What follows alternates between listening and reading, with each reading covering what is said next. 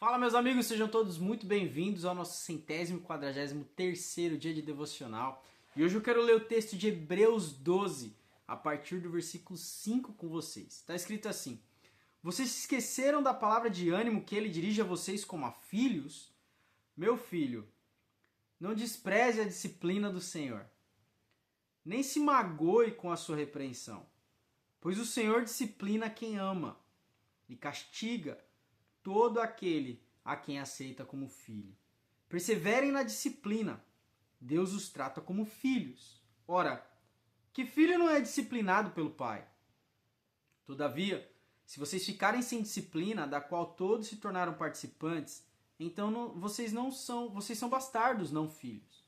Além disso, tínhamos pais humanos que nos disciplinavam, e nós os respeitávamos. Quanto mais devemos submeter-nos ao Pai espiritual para assim vivermos. Os nossos pais nos disciplinavam por um curto período, segundo lhes parecia melhor. Deus, porém, nos disciplina para o nosso bem, para que participemos de sua santidade. Nenhuma disciplina parece motivo de alegria no momento em que é recebida, mas sim motivo de tristeza. Mais tarde, no entanto, produz fruto de justiça e paz para aqueles que por ela foram exercitados. Você sabe que eu fiz uma reflexão, hoje eu estava tendo alguns pensamentos sobre ter um pai na glória, ter um pai, não o nosso pai físico, porque também até isso, nossos pais nessa terra, eles têm suas falhas, eles têm suas limitações, nós passamos por furacões familiares às vezes e todos nós falhamos. Eu como pai falho também. Então, eu penso no quanto eu amo meus pais, no quanto eu respeito meus pais. E aí eu olho para essa passagem fala do Pai Celestial, que a partir de um determinado momento da nossa vida, nós nos encontramos com Ele. E ali passamos a ser disciplinados por Ele, de uma maneira diferente. Os nossos pais nos disciplinavam com o que eles sabiam. O nosso Pai Celestial nos disciplina com a sua grandiosa e infinita sabedoria. E aí, o que me pega, o que eu fiquei pensando ali, é como as pessoas têm uma grande dificuldade em submissão, em se submeter.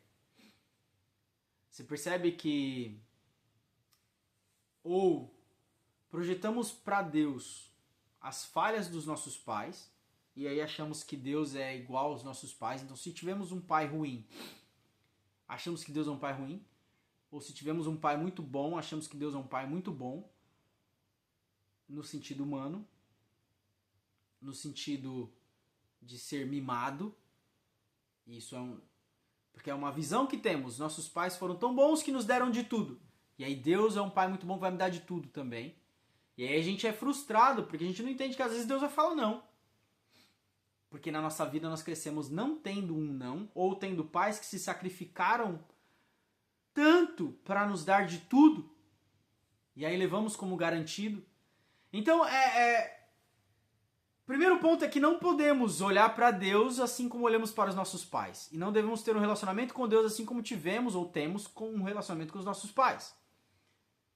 O segundo ponto é que carecemos submissão. Eu vejo muitas pessoas que ou não creem em Deus, porque Deus não os ouviu quando eram crianças, ou projetaram a maldade do mundo em Deus e aí acham que Deus não existe porque Deus seria muito mal se ele existisse, ou projetam em Deus uma malignidade ali do coração e do pecado, um orgulho próprio. E aí até vejo pessoas, se a pessoa é um ateu, mas ela é de boa, eu acho que é tranquilo, porque ela discorda e tá tudo bem.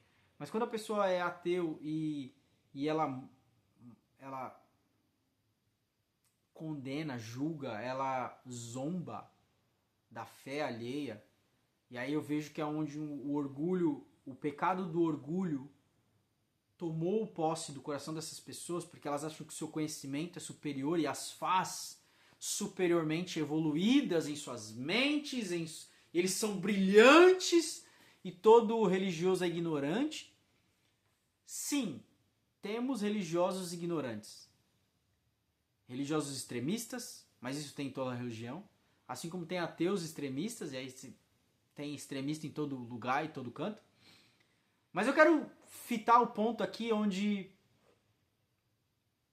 as pessoas perdem a oportunidade de sentir esse amor, porque elas são muito orgulhosas.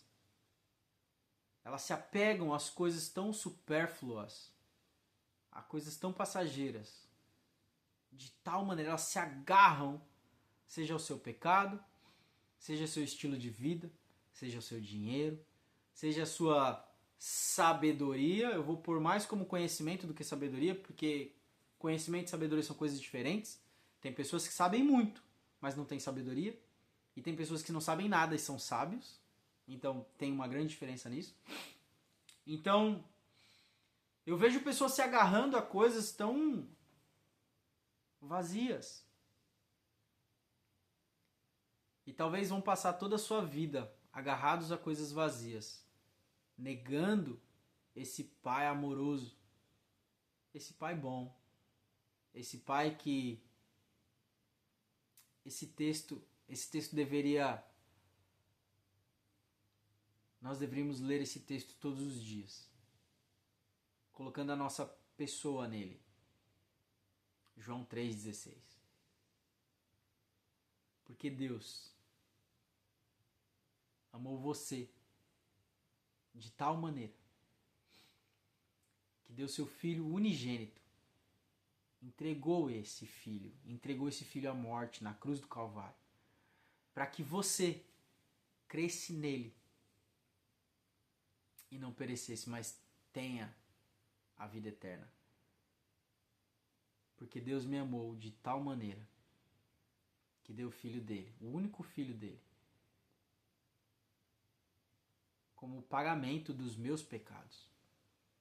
Para que só o fato de eu crer nesse filho, eu crer no filho dele, no sacrifício do filho dele, eu não vou perecer, mas eu vou ter a vida eterna. E a coisa vai muito mais profunda, porque uma vez que eu creio no filho dele, a palavra de Deus diz que por crer em Jesus Cristo, Deus nos tira do reino das trevas e nos coloca no reino do seu Filho amado, no reino da luz do seu Filho amado. Porque a palavra de Deus diz em João capítulo 1, que ele é a luz dos homens, ele é a luz do mundo, ele é a luz dos homens, ele é a própria vida.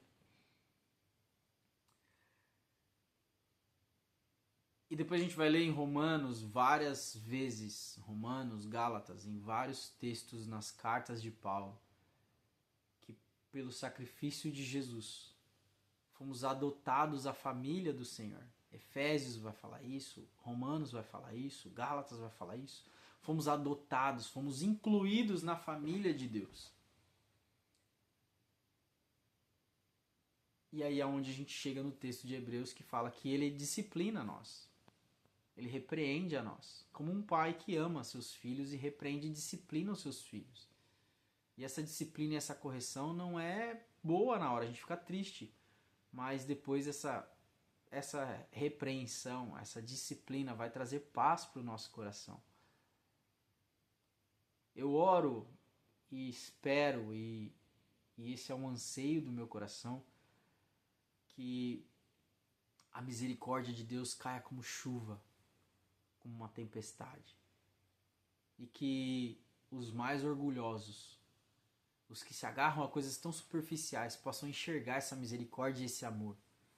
Possam enxergar que Deus está chamando eles, chamando você, para fazer parte dessa família, para sair do reino das trevas e ir para o reino do seu Filho amado. E ali, cheio de graça e de misericórdia, com chuva abundante de misericórdia. Você ser transformado. E a cada repreensão, mudar, caminhar, se arrepender. E a maior dificuldade das pessoas é essa. É se render.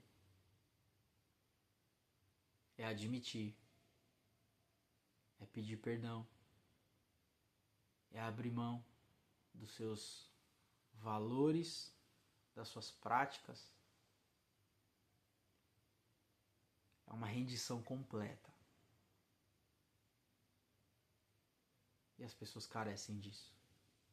Se rende hoje a esse amor. Se rende. Eu posso dizer que no dia que eu me rendi a esse amor, todo o peso foi embora. As urgências do pecado já não tinham mais poder e controle sobre a minha vida e